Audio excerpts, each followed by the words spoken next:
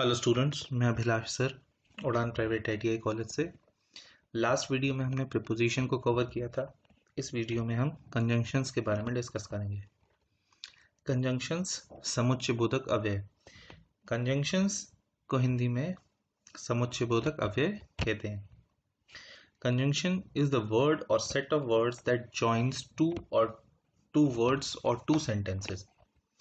Conjunctions का काम दो शब्द या दो शब्दों के समूह को जोड़ने के लिए किया जाता है। जैसे 2 and 2 makes 4, I like to study but he likes to play, give the book either to me or to him after reading, please come home as soon as you complete your examination।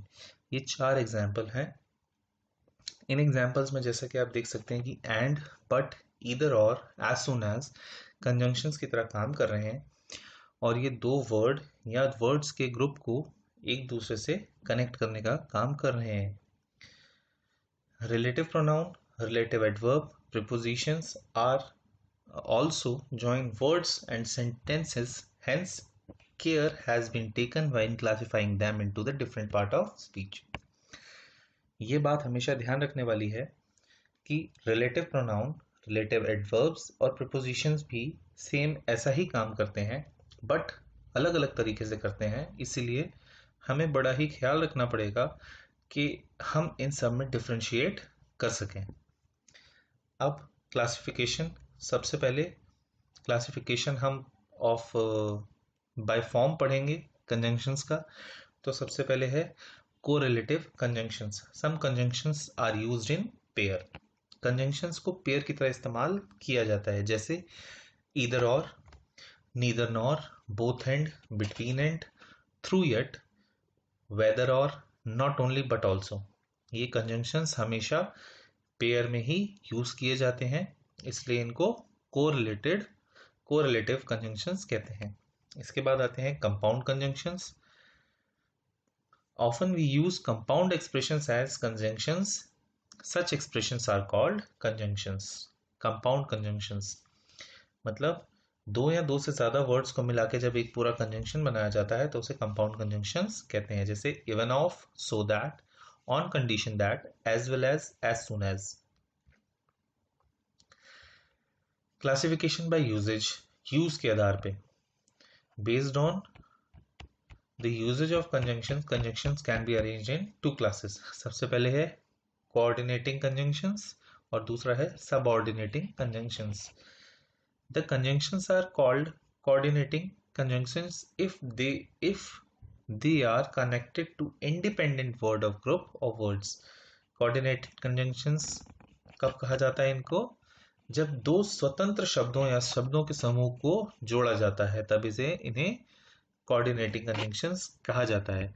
और subordinating conjunctions कौन से होते हैं? When two conjunctions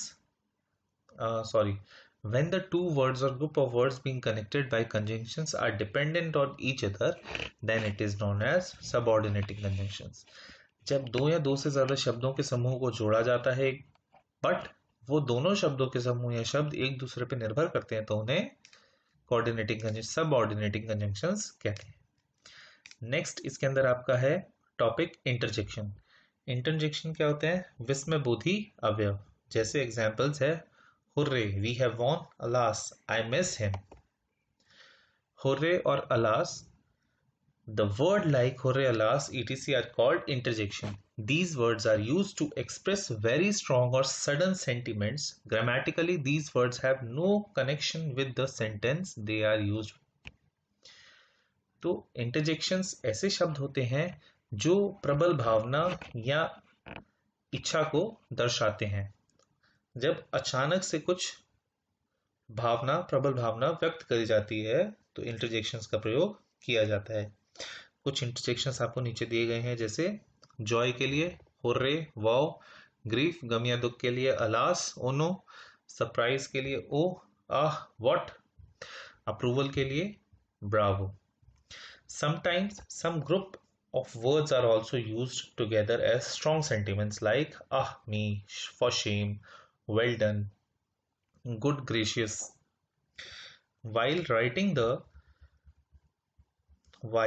writing the exclamation mark is used to mark the end of interjection. जब भी कोई interjection का word खत्म होता है तो उसके साथ हमेशा एक्सक्लेमेशन मार्क को जोड़ा जाता है। ये एक्सक्लेमेशन मार्क इंटरजेक्शन की पहचान है। नेक्स्ट अब हम पढ़ेंगे पंक्चुएशंस। पंक्चुएशंस मतलब चिन्ह, विराम चिन्ह। Punctuations are used to mark a group of words into manageable group and to show how these groups are related to each other. विराम चिन्हों का उपयोग शब्दों के समूह को प्रबंधनीय समूहों में चिन्हित करने के लिए किया जाता है और इन्हें विराम चिन्ह से इन समूहों का एक दूसरे से संबंध स्पष्ट होता है। एग्जाम्पल के लिए full stop, comma, inverted comma, double inverted comma, इन सब से आपका पैराग्राफ जो आप लिखते हैं वो काफी आसानी से समझा जा सकता है।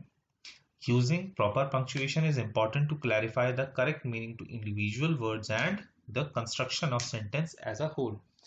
जब हम पंक्चुएशन का इस्तेमाल करते हैं तो उससे हम अपने पैराग्राफ या राइटिंग की जो समझ होती है या समझाने की कोशिश हम करते हैं वो काफी हद तक सही हो जाती है।